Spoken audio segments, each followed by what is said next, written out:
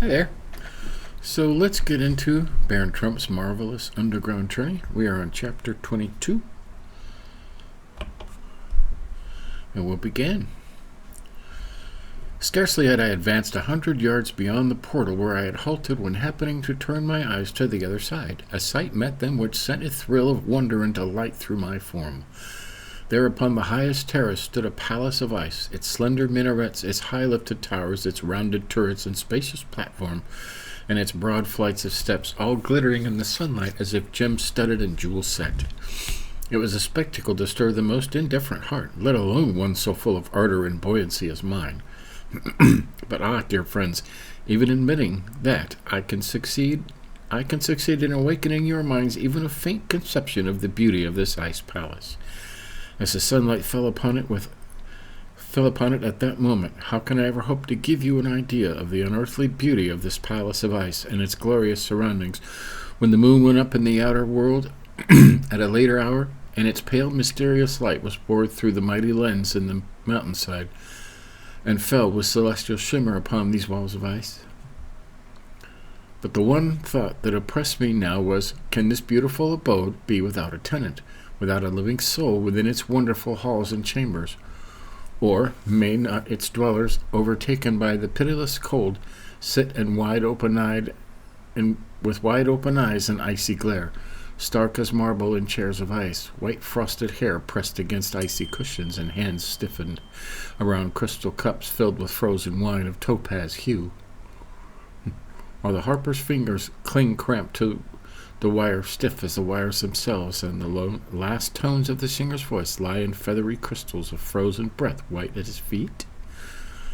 Come what may, I resolved to lift the crystal knocker that might hang on the outer door of this palace of ice, and awaken the Castellan, if his slumber were not that of death. In a few moments I had crossed the level space between me and the first terrace, which would be necessary for me to scale in order to reach the second and then the third, upon which stood that palace of ice. Imagine my more than surprise upon finding myself now at the foot of a magnificent flight of steps, hewn into the ice with a master hand and leading to the terrace above. Springing lightly up this flight, with Bulger close at my heels, I suddenly set eyes upon two of the quaintest-looking human beings that I had ever remembered seeing in all my travels. They looked for all the world like two big animated snowballs, being clad from top to toe in garments made of snow-white fleece, their skull-caps likewise of white fur, leaving only their faces visible. In his right hand each of them carried a very prettily shaped flint axe, mounted upon a helve of polished bone. Striding up to me and swinging their axes over my head in altogether too close proximity to my pole to be particularly pleasant, one of them cries out, "Halt, sir, unless his frigid majesty Gelidus, king of Colticorps, awaits thy coming. His guards will, at signal from us, roll a few thousand tons of ice down upon thee, if thou darest proceed another step. Therefore stand fast and tell us who thou art, and whether thou art expected." "Gentlemen," I said, "kindly lower those axes of yours, and I will convince you that his frigid majesty hath nothing to dread in me, for I am none other than the very small but very noble and very famous Sebastian von Trump, commonly known as Little Baron Trump." "Never heard of thee in all my life," said both the guards, as with one voice. "But I have you, gentlemen," I continued, for now I recollected what the learned Don Fum had said about the frozen land of the Colticorps, or cold bodies. "And as proof of my peaceful intent, like a true knight, I now offer you my hand, and beg that you will conduct me to the presence of his frigid majesty." No sooner has the guard standing next to me drawn off his glove and grasped my hand than he let it loose again with a cry of fright. "Zounds, man, art thou on fire? Why, thy hand burned me like a flame of a lamp." "Why, no, my friend," I said quietly, "that's my ordinary temperature. And thy companion?" "He hath even a warmer heart than mine," was my reply. "Well, our word for it, little Baron," exclaimed one of the guards with a chuckle. "There will be no place for thee except in the meat quarry, possibly after thou hast cooled off for a week or so. His frigid majesty will be able to have thee about." This was not a very cheerful prospect, for I had no particular desire to be laid away in a royal icebox for a week or so. Anyway, the only thing to be done was to insist upon being conducted at once to the presence of the king of the Qualticorps, and abide by his decision. One of the guards, having saluted me by presenting his battle-axe in real military style, faced about and began to ascend the grand staircase with intent to announce my arrival to his frigid majesty, while the other informed me that he would conduct me as far as the person of the parent of the palace. I was wonderstruck with the beauty of the 3 staircases leading up to the ice palace. Massive balustrades with curiously carved balusters springing from towering pedestals crowned with beautiful lamps. I say all, and everything to the crystal-clear size of the lamps themselves was fashioned from blocks of ice. It proved to be a good climb to the top of the 3rd terrace, and I was not put out when the guard solemnly lowered his battle-axe of flint to bring me to a standstill. The sun in the upper world was no doubt nearing the horizon, for a deep and beautiful twilight suddenly sank upon the icy dominions of King Gelidus, and, to my surprise and delight, through the great slabs of crystal-clear ice which served for windows to the palace, streamed a soft radiance as if 1,000 wax tapers were burning in the chambers and galleries indoors. It was a sight to gladden the eyes of any mortal, but if I had been spellbound by the beauty of its exterior, how shall I tell you, dear friends, of the curious splendor of the interior of Gelidus' palace of ice, as it burst upon me when I had crossed its threshold? Hallway led into hallway, chamber opened into chamber, through portals gracefully arched, and winding staircases climbed to upper rooms, while hanging from lofty ceilings or resting on graceful pedestals were 1,000 alabaster lamps, shedding light and perfume upon its glorious home of his frigid majesty, Gelidus, king of the Qualticorps. Long rows of retainers, all in snow-white fur, lined the wide hallway as the guards conducted Bulger and me into the palace, and bowed in silence as we passed. To my more than wonder, I saw that the inner rooms were most sumptuously furnished, chairs and divans being scattered here and there, all covered with superb skins of white fur, while the floor, too, was carpeted with them.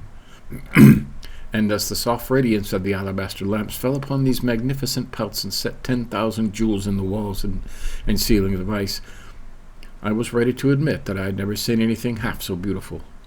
And yet I was still outside the throne room of his frigid majesty. At length we came to one end of the broad hallway, which seemed shut off from the rest of the palace by a wall thickly encrusted with strings of great diamonds, each as big as a goose egg, extending from the ceiling to the floor and turning back to the shimmer of the lamps with such a flood of crystalline radiance that my eyes involuntarily closed before it. Think of my amazement when the 2 guards, laying hold of this wall of jewels, as I deemed it, drew it to the right and left, till there was room for me to pass. What I had taken for a wall of jewels was but a curtain made up of round bits of ice, strung upon strings, hanging like a shower of diamonds, there before me, as they glittered in the light of the lamps each side of them. I stood now in the throne room of his frigid majesty, the king of the Qualticorps. Now I realized that what I had seen elsewhere in this palace of ice was really but a sample of his magnificence, for here the splendor of King Gelidus' castle burst upon me in the fullest strength.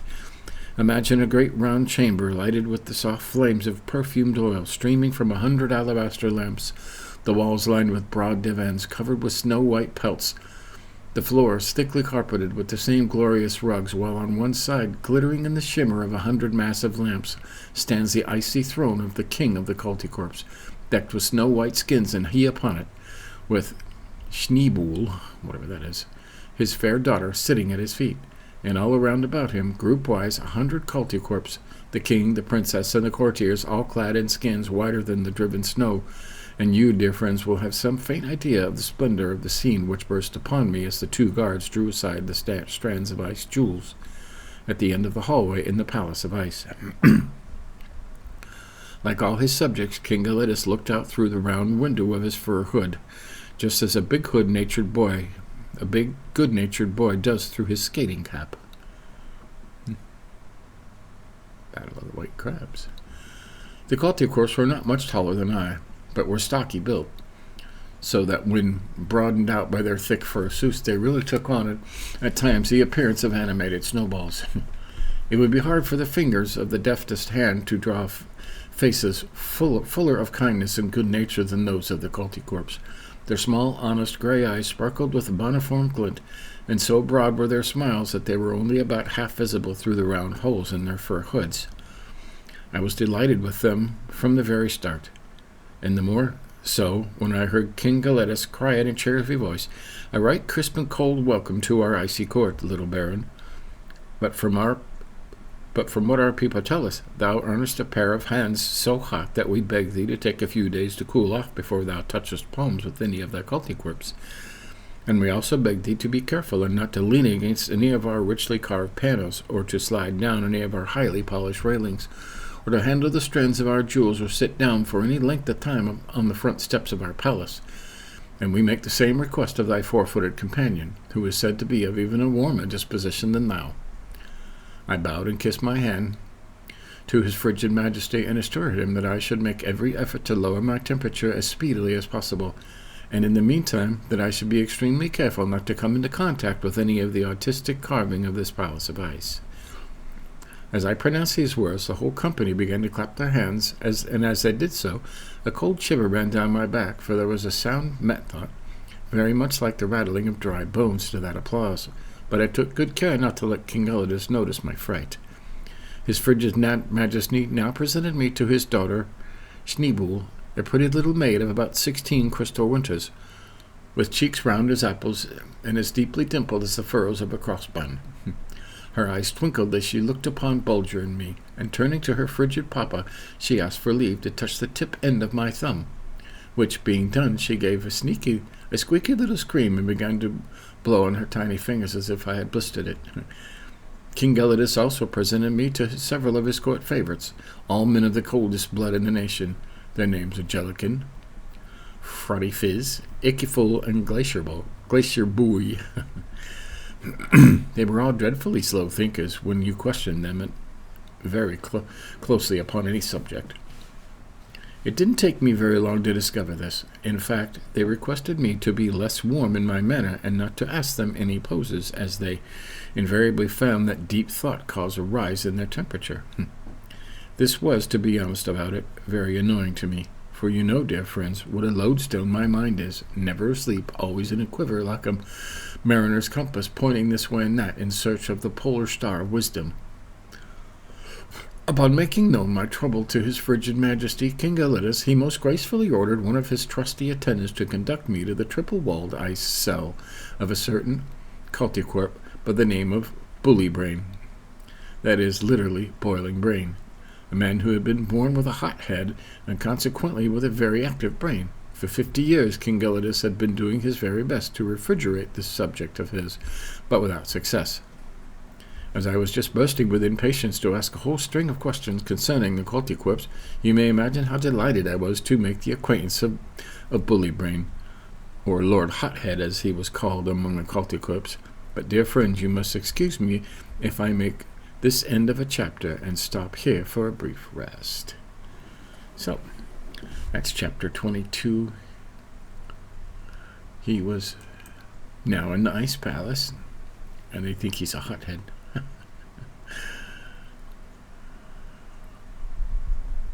No, that's amazing. So we'll stop there. That's 22. We will get into chapter 23 later on. You know, I might not wait till tomorrow. I might get right into it, just because.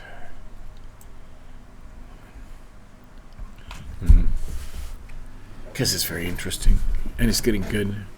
You know, there's not a lot left, so we'll perhaps finish this week.